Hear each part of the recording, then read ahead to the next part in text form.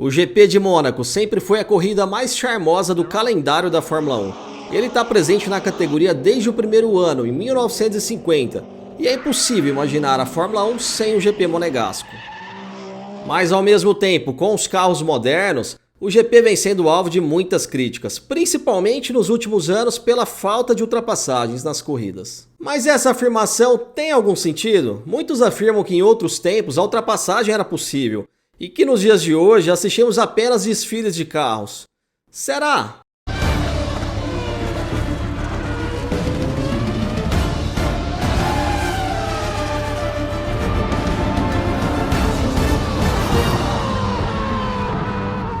Eu fui atrás de alguns números para tentar entender aonde está o problema das ultrapassagens em Mônaco. A afirmação mais comum é que os carros atuais estariam largos demais para as estreitas ruas de Mônaco. Mas essa afirmação não é correta. Os carros atuais possuem a mesma largura de sempre, com 2 metros. Inclusive, tivemos carros mais estreitos de 98 até 2016, com 1,80 m. Mas se as ruas não ficaram mais estreitas e os carros não ficaram mais largos, será que antigamente tinha mais ultrapassagem mesmo?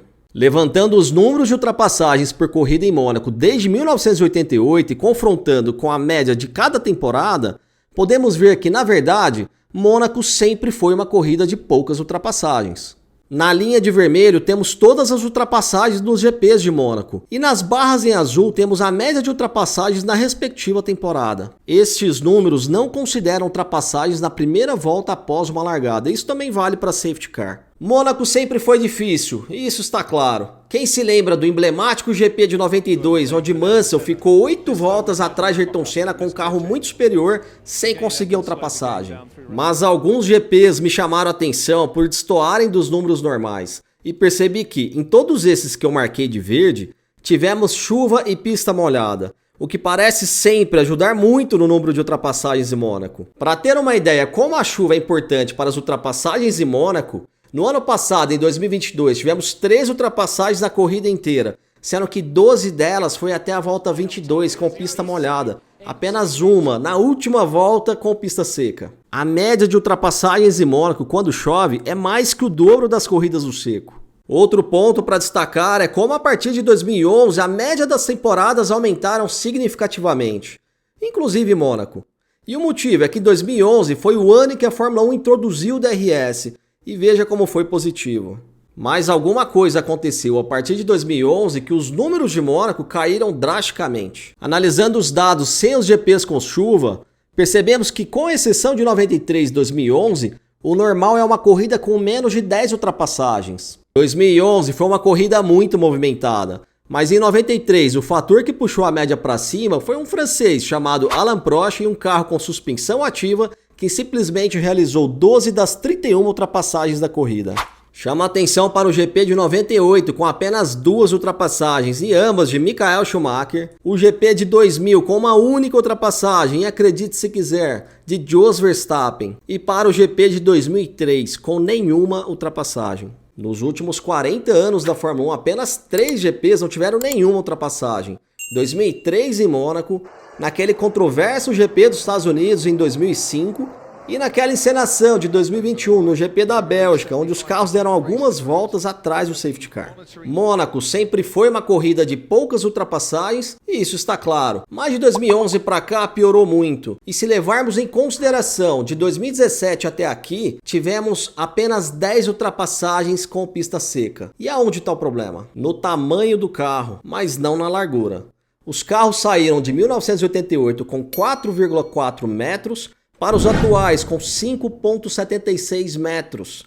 É um aumento de 30%. Mas não foi só isso. Olha a evolução do peso dos carros, como influenciou diretamente no número de ultrapassagens. A partir de 2013 o peso aumentou consideravelmente e da mesma forma as ultrapassagens em Mônaco caíram. Veja a diferença do comprimento dos carros na pista entre os carros de 88 e os atuais. Olha como agora os carros preenchem muito mais espaço.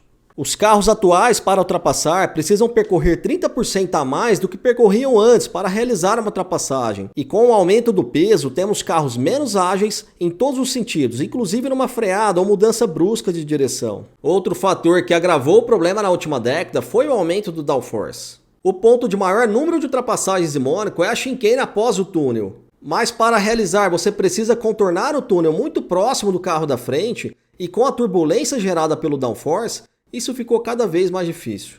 Os carros não conseguem contornar o túnel tão próximos como antes para aproveitar a curta reta de pouco mais de 200 metros para ultrapassar. A conclusão é que Mônaco sempre foi um GP com poucas ultrapassagens, mas que se agravou muito nos últimos 6 anos. Não resta dúvidas que a Fórmula 1 precisa caminhar na direção de reduzir o peso e o comprimento dos carros. Teríamos carros muito mais ágeis e com muito mais ação nas corridas. Mas por toda a história e tradição, Mônaco é sempre o GP mais esperado pelas equipes, pilotos e fãs tradicionais. O glamour de Mônaco agrega muito valor ao produto Fórmula 1 e não dá para imaginar a categoria sem o GP no Principado com o mesmo prestígio. Reclamar da realização do GP de Mônaco é ignorar os mais de 70 anos de história da Fórmula 1.